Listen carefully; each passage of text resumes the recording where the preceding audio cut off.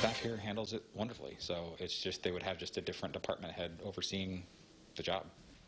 That would only happen if you, the voter, decides to eliminate an entire position in Champaign County. And it may save you some money in the process. Good evening. I'm Paul Cicchini. And I'm Jessica Coons. Tomorrow is the consolidated election. There are contested races all over central Illinois.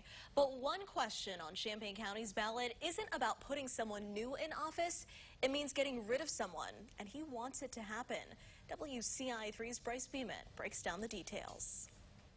None of the services will be interrupted. The staff who has the experience over there is going to stay in place. But their boss might be getting the boot. Voters will be asked to get rid of the Champaign County Recorder of Deeds office.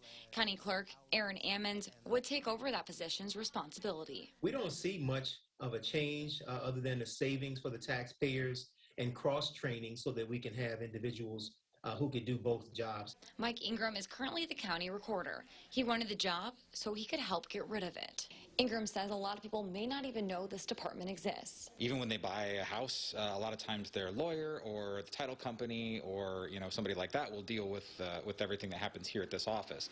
So it's not an office that a lot of people interact with. Ingram says removing the position would not change much, but it would save taxpayers a little extra money. I think the taxpayers would probably come out with somewhere around $150,000, maybe something like that. And that's just for, of course, that first year. Ammons says that will increase each year. We have programs and things like that we can't always fund. And, this is theoretically money that could be going to that. Ingram says he hopes people vote to merge the offices, even if it eliminates his position in about a year. We'll still have time to, make sure that we do it smoothly and make sure that everything transitions nicely and that everything is left where it needs to be. And then I just disappear. But it's all up to the voters. We don't see any disruption in the services at all.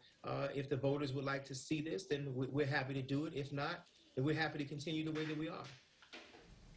The polls are open from 6 a.m. to 7 p.m. tomorrow. Several other counties in Illinois have gone through this merger we're talking about. Those include Winnebago, Lake, Cook, and McLean counties.